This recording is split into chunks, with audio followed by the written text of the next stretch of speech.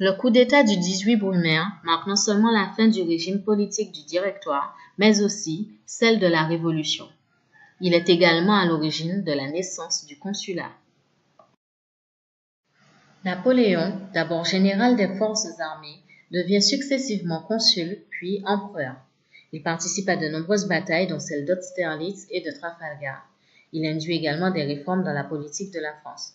En 1821, il meurt sur l'île de Sainte-Hélène où il fut exilé. L'Empire, c'est quand Napoléon se fait sacrer empereur en 1804 sous le nom de Napoléon Ier.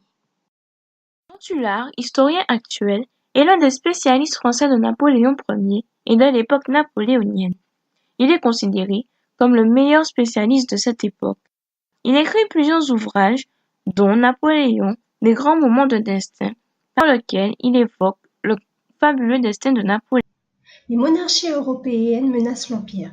Napoléon est obligé de s'exiler sur l'île d'Elbe en 1814 et ne reviendra qu'en 1815, où il régnera 100 jours avant d'être battu en Belgique à Waterloo le 18 juin 1815.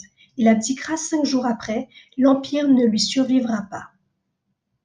Napoléon laisse derrière lui une œuvre importante, telle que la paix religieuse, l'unification des codes civils et pénals, l'organisation de l'enseignement public avec la création des lycées et la mise en place des organes d'une administration centralisée comme la Légion d'honneur ou la Banque de France.